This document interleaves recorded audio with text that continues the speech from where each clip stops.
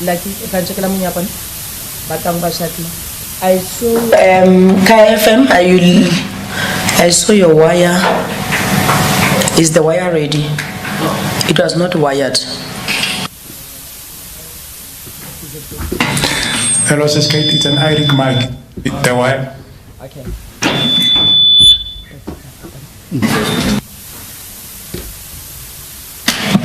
Ladies and gentlemen, welcome to the Electoral Commission one more time.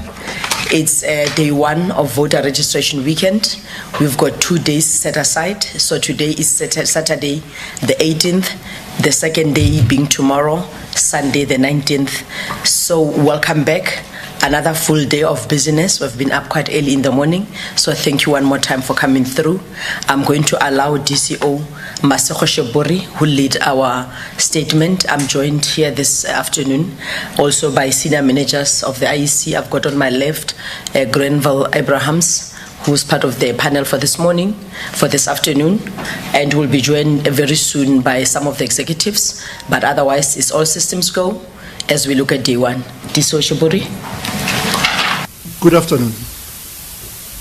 Last Tuesday, we proclaimed the readiness of the Electoral Commission to undertake voter registration both on online platforms and in the network of 23,296 voting stations across the nation. Just as after the registration process for the 2024 national and provincial election commenced, the Electoral Commission provides an update as follows. First, we confirm that by 800 hours in the morning, which is the time at which we are scheduled to open our voting stations, 90% of voting stations were already open, with the residual opening and confirming operation by 8 hours 30. Similarly, we confirm that the overwhelming majority of the 68,718 electoral officers that had been trained and assigned to voting stations did report for duty. In isolated cases, we have had to replace persons at short notice, but that did not hamper the opening or the operation at the voting station. The Electoral Commission extends its gratitude to these countrymen and women who continue to avail themselves to do country duty. In the initial hours of this 2-day registration weekend, 326,000 voters had visited their voting stations and had their applications processed using the voter management device. This sets a good tone for the 2 days of voter registration. To repeat, 326,000 persons had visited stations and their transaction had been processed by 11:30 this morning. The turnout thus far is testament to the strength of our democracy, and we urge every South African to continue to seize the moment. The efficiency witnessed today is credited in the main to the innovative technology that we introduced in 2021 elections. Our voter management devices have captured thousands of registrations details, even in areas challenged by connectivity issued. Those are captured on the device, and once we can establish connectivity to the GSM, those records will be transmitted. As it relates to online voter registration, we can confirm that just today, 26,000 voters had registered on the online portal.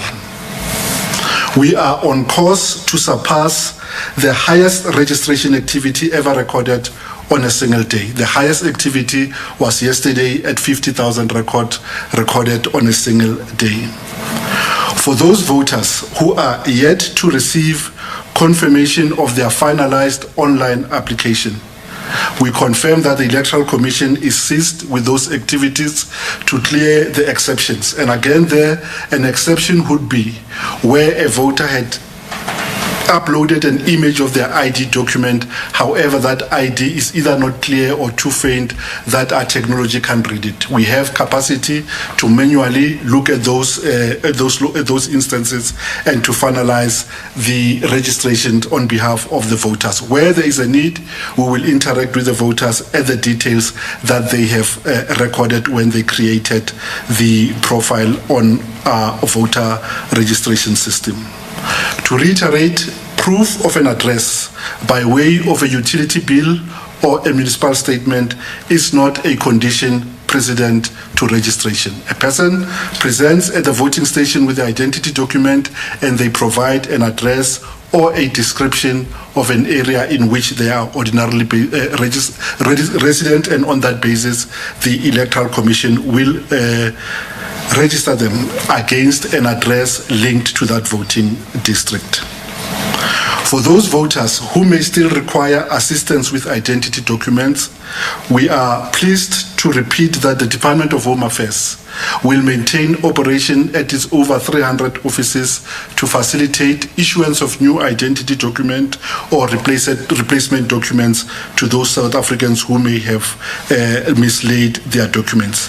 Once again, the Commission extends its profound thanks to the Department for going an extra mile and ensuring that citizens can register without hindrance.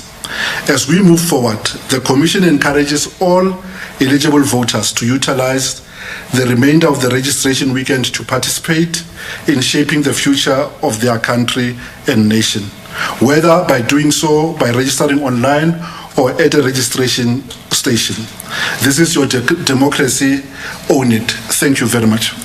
Thank you so much, DCO, on an excellent uptake to day one of voter registration weekend in South Africa. Your democracy, own it. I'm going to open question to the question time to the media.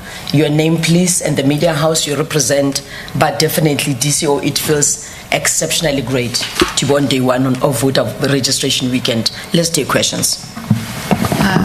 Thank you, Kenny Mapanga from SABC News. From the figures you've given us today, are you able to give us at least a background of the ages that have showed up in those numbers, to specifically on the online voter as well as the physical stations that they visited today? Junior Kumalo from Newsroom Africa. Just a point of clarity. You indicated that there were about 32,000, if I'm correct, the number of people that have registered today, and there were about 26,000 that had registered online. So 300. Okay, just clarity on the numbers. So the total, is that the total number, the 326,000, is it the total number that includes the individuals that registered online, or is it like the 32,000 went to the voting station and the other registered online?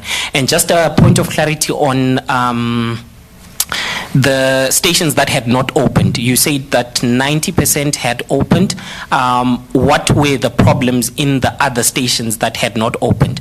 And we know that in the Northwest, about 3 stations had not opened, and it's recurring issues that happened in 2021. Did the IEC not perceive that this could happen, the service delivery protest, and was anything done to try and prevent this from happening? Thank you. Let me take the third question. Peter Mulemane, Kaya News. Some of the Home Affairs, in fact, Home Affairs is having a challenge of the system crashing. The system has crashed since this morning. And then, we've seen or recorded eligible voters who were there to collect the IDs going back home. How do you respond? Is this a concerning issue to the IEC? Thank you.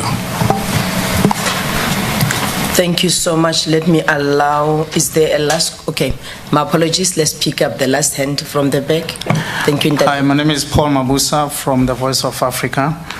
With the online registration, how secure How secure is the online registration system, considering that there's quite a high number of cybersecurity that is looming around us? How secure is that? Thank you. Okay. Thank you so much. On that note, let me allow the DCO to deal with the issues. We've got a team around from the Electoral Commission, so we're in good hands, DCO. Thank you very much. We will, after the voter registration weekend, give more detail of the breakdown in terms of age, demographics, stations and provinces and municipalities at which the registrations have been harvested. We are not able to do that now. The stations that did not open, it is regrettable that in certain communities, there's still the practice of linking genuine concerns by communities to the electoral process in a very deleterious way, in a way that disrupts and interferes with the rights of other citizens who may be inclined to go update their registration details or to register.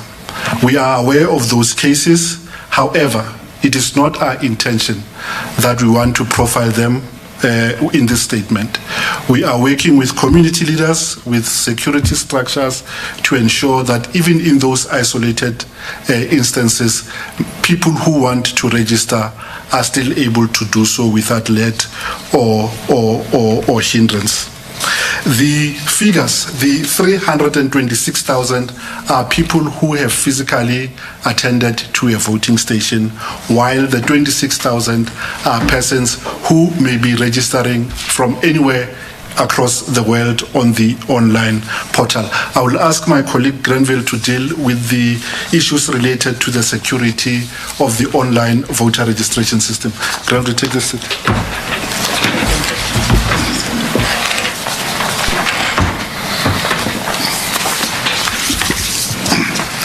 Thank you, DCO.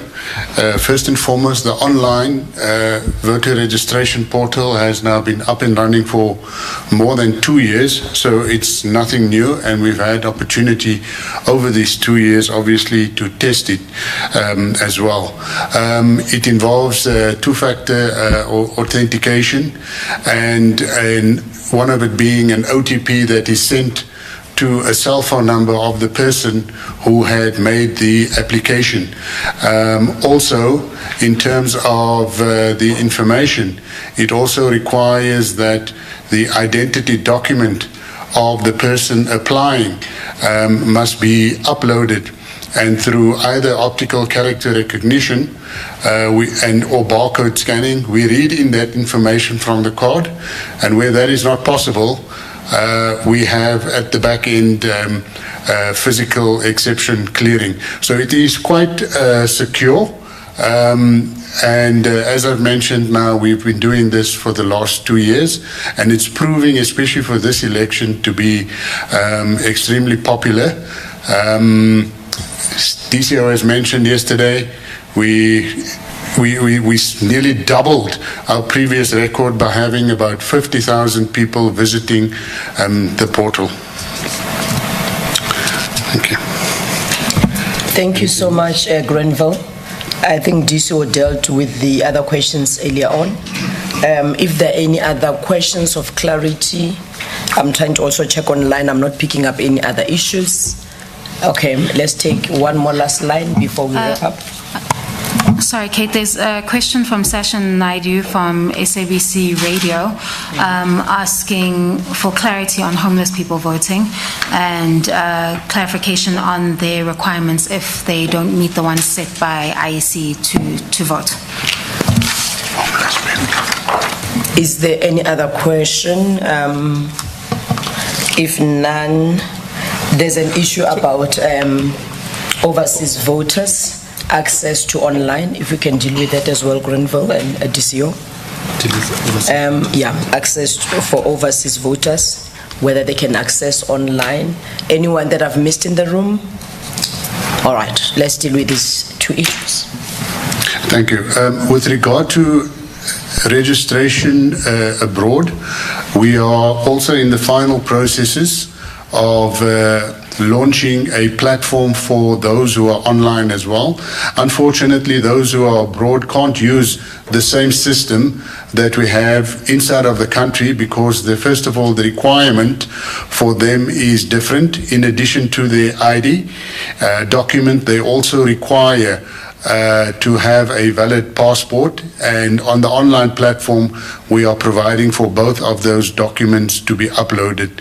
Secondly, an address abroad is not important as it is inside of South Africa because there's basically just, if you want to call it, one voting district in the country where they are, so that address will not determine really or really be that significant at the end of the day. We were hoping to have it available for this weekend. We are still trying. Suffice to say that as soon as it is available, we will put it on our website. At the same time, however, is that the mechanism that brings about online registration for those abroad is the regulations, which is not yet passed as yet, but that will not detract us from make it available as soon as it is. We're just in the final phases of testing before we launch it.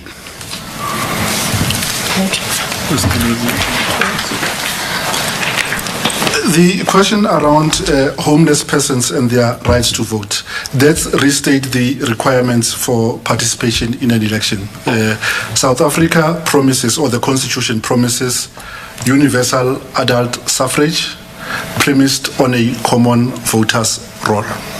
So the requirements are as follows. A person must be a citizen. They must have attained the age of majority. We register them at 16, but they can only vote at 18.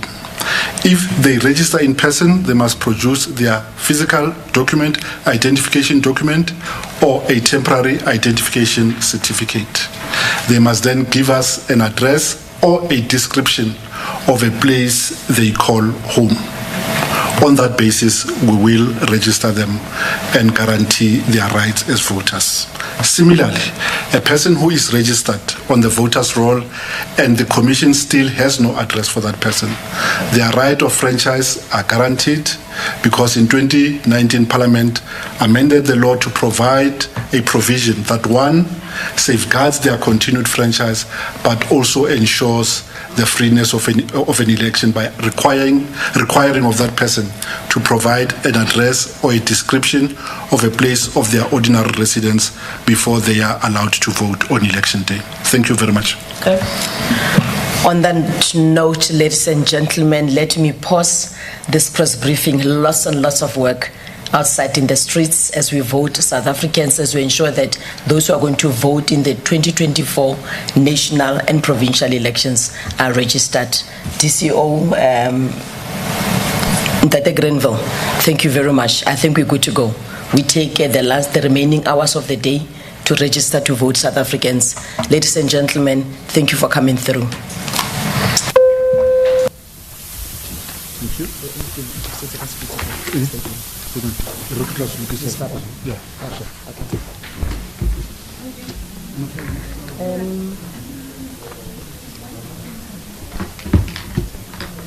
Le tabolela di newsroom di need anything batang WhatsApp. I think we're sharp on it. Tomorrow